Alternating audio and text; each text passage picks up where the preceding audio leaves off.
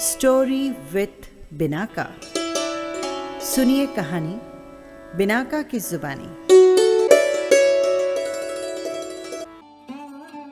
नमस्कार। आप सभी को होली की अनंत शुभकामनाएं। आपके जीवन में सदा खुशियों के रंग महकते रहें। इन्हीं शुभकामनाओं के साथ आइए सुनते हैं आज की कहानी। तो लीजिए, हाजिर है आराधना जोशी की कहानी ठाकुर जी की होली। सुबह से ही हवेली में आज रौनक नजर आ रही थी। दादी माँ के तो जैसे पंख ही लग गए थे। आज हवेली में फाग उत्सव जो मनाया जा रहा था, दादी माँ अपनी कुर्सियां आंगन में लगाकर बैठ गई और सभी को जल्दी जल्दी घर के कामों को निपटाने का कहने लगी। छोटी बहू वसुधा को आवाज लगाते हुए वे बोली, वसु, ओ वसु, कहाँ है री? तू जल्दी से देख तो जरा क्या क्या काम बाकी रह गया है। दादी माँ को वसुधा से गहरा लगाव था। आखिरकार इकलौते पोते महेंद्र की बहू जो ठहरी। और फिर जैसी दादी माँ ने अपने पोते की बहू की कल्पना की थी, वसुधा उन सभी बातों पर बिल्कुल खरी उतरी थी। वसुधा पढ़ी लिखी होने के साथ साथ अच्छे संस्कारों वाली तो थी ही, साथ में उसके सुंदर रूप और मधुर व्यवहार ने सभी का मन जीत लिया था। आज इस मधुर व्यवहार के कारण ही वर्षों से सूने पड़े इस आंगन में होली जैसे उत्सव को मनाने की आज्ञा मिल चुकी थी। महेंद्र के पिता को यानी उसके ससुर जी को होली खेलना बिल्कुल पसंद नहीं था। उनके सख्त स्वभाव के कारण रंगों का उत्सव नहीं मनाया जाता था। कोई अगर होली खेलने के लिए आता भी तो हवेली के दरवाजे से ही लौटा दिया जाता। धीरे धीरे परिवार के लोगों के साथ साथ दोस्तों ने भी हवेली में आना बंद कर दिया था। पिछले 25 वर्षों से किसी ने भी हवेली में होली नहीं खेली थी, मगर वसुधा ने अपने पिता के समान ससुर जी से बड़े ही प्यार और आदर के साथ घर में ठाकुर जी के साथ फाग उत्सव खेलने की अनुमति ले ही ली। वसुधा ने बड़े ही प्यार और भोलेपन से कहा, पिताजी, शादी के समय अपने मायके से ठाकुर जी को साथ लाई थी। अगर आपने होली खेलने की आज्ञा नहीं दी तो मुझे वापस ठाकुर जी को पीहर छोड़कर आना पड़ेगा, क्योंकि ठाकुर जी को होली खिलाना जरूरी होता है। और माँ ने बताया कि आपको होली खेलना पसंद नहीं है। अब आप ही बताइए ना, मैं क्या करूं? कहते कहते वो रोने लगी। वसुधा की आंखों में आंसू देखकर न जाने कैसे एक ही पल में बिना कुछ सोचे समझे महेंद्र के पिताजी ने कहा, अरे ना बहू, यूं नहीं रोते। और फिर ये भी तो तुम्हारा ही घर है, तुम्हारे ठाकुर जी का घर है। फिर इन्हें पीहर छोड़कर आने का तुमने कैसे सोच लिया? जाओ, जैसा तुम्हें ठीक लगे वो करो, मगर हां, ध्यान रहे घर में कोई भी मर्यादा भंग ना हो। वसुधा ने झट से पिताजी के चरण स्पर्श किए और भागते हुए सीधे दादी मां के गले से लगकर कहा, दादी मां, दादी मां, पिताजी ने फाग खेलने की इजाजत दे दी है। दादी मां को तो जैसे कुबेर का खजाना मिल गया था। उन्होंने जल्दी से 100 रुपए का एक नोट निकालकर वसुधा को देते हुए कहा, ये शगुन के रुपए हैं, रख ले। मगर दादी मां जैसे ही वसुधा कुछ कहने लगी, उन्होंने कहा, चुप कर और सुन, जल्दी से तैयारियां शुरू कर दे। घर के सभी सदस्यों को बड़ा ही आश्चर्य हो रहा था, खासकर वसुधा की सासू मां को, जो अपने पति से कभी कुछ भी नहीं कहने की हिम्मत कर पाती थी, क्योंकि महेंद्र के पिताजी का स्वभाव बहुत ही तेज और कठोर था। इसलिए महेंद्र की मां हमेशा चुपचाप ही रहती और कम ही बात किया करती थी। मगर वसुधा के आने से धीरे धीरे हवेली के नियमों में कुछ बदलाव आने शुरू हो गए। वसुधा ने घर के आसपास की सभी महिलाओं को निमंत्रण दे दिया। परिवार के सभी रिश्तेदारों को फोन करके फाग उत्सव में शामिल होने के लिए बुलावा भी दे दिया। वसुधा ने हवेली के सभी लोगों को काम समझा दिया। महेंद्र की मां के चेहरे पर आज बरसों बाद एक आत्मीय खुशी नजर आ रही थी। आज रसोई में भी 56 तरह के पकवान बने। मंदिर को रंग बिरंगी लाइटों और खूबसूरत झालरों से सजाया गया। आंगन को भी खूबसूरत फूलों और रंग बिरंगी लाइटों से सजा दिया गया था। मोगरे, गुलाब, गेंदे की पत्तियों के बड़े बड़े थालों के साथ साथ रंग बिरंगे गुलाल से भरे थाल को भी आंगन में सजाया गया था। आज तो आंगन की छटा ही निराली थी। दादी माँ तो मानो 80 की नहीं 18 वर्ष की हो, इतनी फुर्ती आ गई थी। दिन के 2 बज रहे थे। हवेली में पड़ोसियों और रिश्तेदारों का आना भी शुरू हो गया। सभी के चेहरे पर रौनक नजर आ रही थी। आंगन अब तक मेहमानों से भर गया था। धीरे धीरे ढोल, मजीरे, चिमटों के संग भजन की आवाजों से हवेली गुंजायमान होने लगी। ठाकुर जी के भजनों के कारण हवेली में एक देवालय सा वातावरण बन गया था।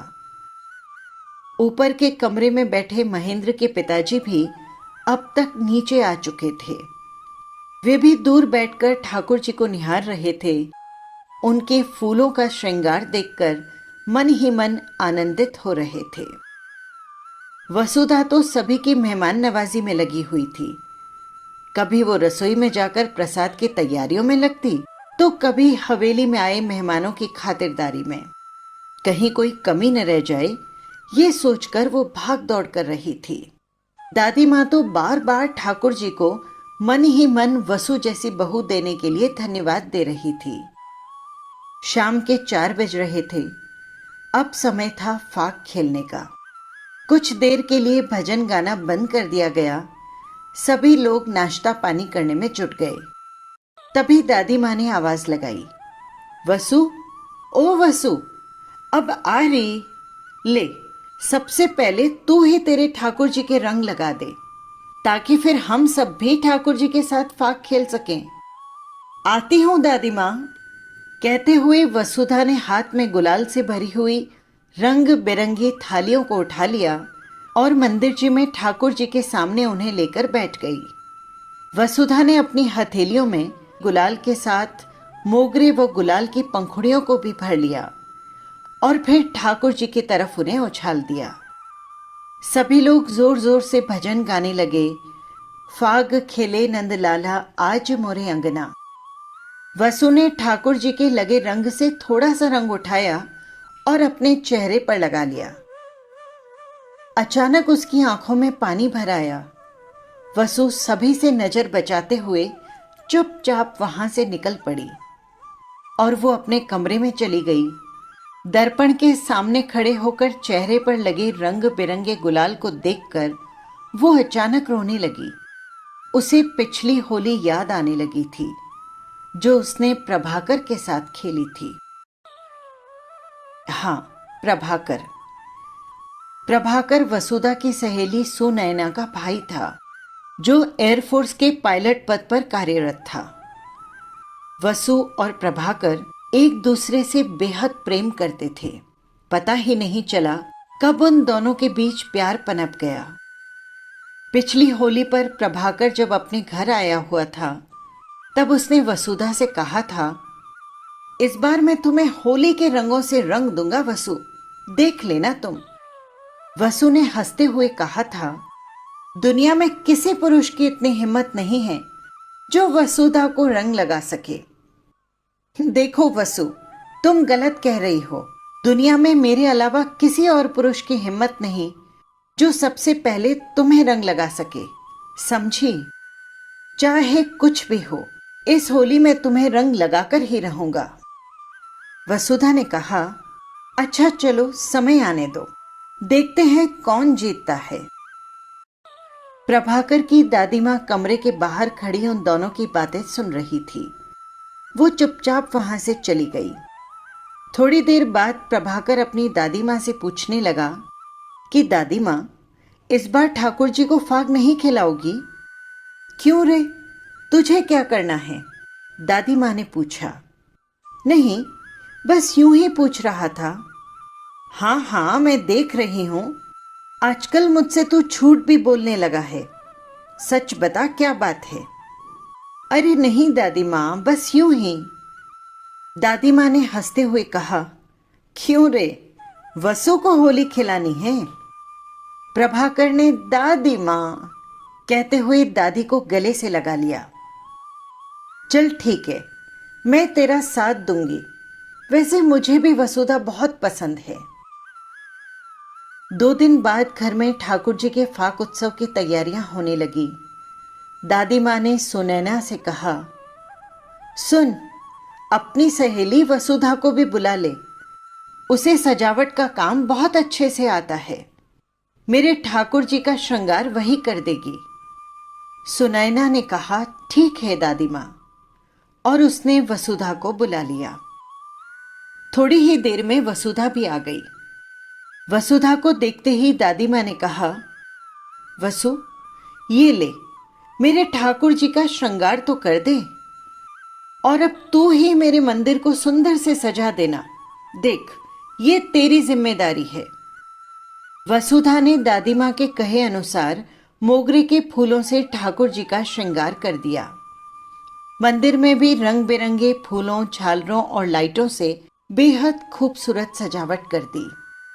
सजावट का काम खत्म होते ही वसुधा ने दादी माँ से अपने घर जाने के लिए कहा। दादी माँ ने वसुधा को कुछ और काम के बहाने रोक लिया। प्रभाकर मन ही मन खुश हो रहा था, लेकिन वसुधा इन सभी बातों से अनजान थी। कुछ ही देर बाद घर में मेहमानों का आना शुरू हो गया। चारों तरफ भजन कीर्तन से मानो घर देवालय सा प्रतीत होने लगा। सभी लोगों ने धीरे धीरे ठाकुर जी को गुलाल और फूलों से होली खिलाना शुरू कर दिया था। तभी दादी माँ ने वसुधा और सुनैना को आवाज लगाई, अरे कहाँ हो रे दोनों? चलो आकर ठाकुर जी को रंग चढ़ा दो। दोनों दौड़ती हुई वहां पहुंची और ठाकुर जी को रंग चढ़ाने लगी। उसी वक्त प्रभाकर दोनों हाथों में गुलाल और फूलों को भरकर वसुधा के पीछे खड़ा हो गया था। जैसे ही वसुधा पीछे मुड़ी, प्रभाकर ने वसुधा पर रंगों और फूलों को उछालकर उसे पूरा रंग दिया।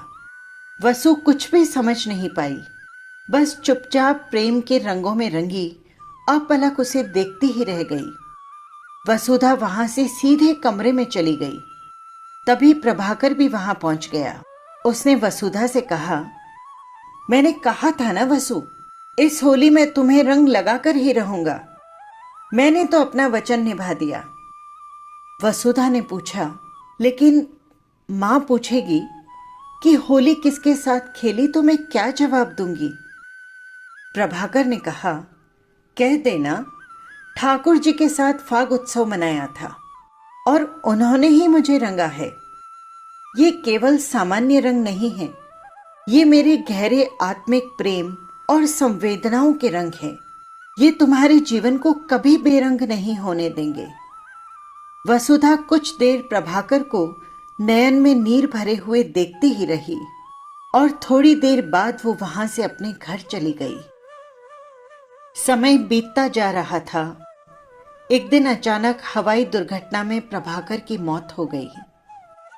प्रभाकर की मौत के कुछ समय बीत जाने के बाद वसुधा की शादी हो गई। विदाई के समय उसने अपनी मां से पूछा, मां, मैं एक बार प्रभाकर की दादी मां से मिलना चाहती हूं।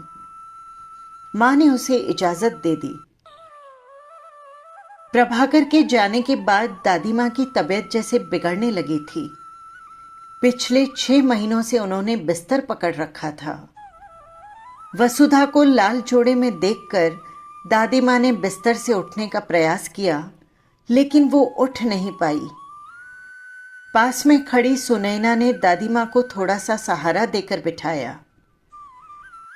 वसुधा को गले लगाकर दादी मां बहुत रोई, अखंड सौभाग्यवती होने का आशीर्वाद दिया और अपने पास में रखे ठाकुर जी की मूर्ति देते हुए कहा, अब से मेरे ठाकुर जी की सेवा तू ही करना, और हाँ, मुझे वचन दे, हर होली पर मेरे ठाकुर जी को फाग खिलाएगी। और देख, तुझे याद है ना प्रभाकर ने क्या कहा था? उसके अलावा संसार में किसी भी अन्य पुरुष की हिम्मत नहीं कि तुझे पहले रंग लगा सके। वसुधा ने रोते हुए कहा, मैं आपको वचन देती हूं दादी, अब से हर होली पर ठाकुर जी के रंग लगाकर फिर खुद को रंग लगाऊंगी। तभी कमरे में अचानक महेंद्र अपने हाथों में गुलाल भरकर वसु को होली खिलाने आ गए, लेकिन वसुधा बेसुध थी। वसुधा के चेहरे पर रंग देखकर उसके पति महेंद्र ने पूछा, अरे, हमसे पहले किसने होली के रंगों से रंग दिया है आपको? वसुधा ने अपने आप को संभालते हुए कहा, जी वो ठाकुर जी ने रंग लगा दिया है हमें। महेंद्र ने हंसते हुए कहा, चलो कोई नहीं, अब हमारे साथ भी थोड़ा सा फाक खेला जाए। वसुधा हंसते हुए अपने पति के गले से लग गई और कहा, हाँ हाँ जरूर। और इसी के साथ कमरे में रंगों और फूलों की बारिश होने लगी। बस यही थी कहानी। अगर आपको कहानी पसंद आई हो तो कमेंट बॉक्स में कमेंट ज़रूर कीजिएगा। फिर मिलेंगे किसी नई कहानी के साथ। नमस्कार।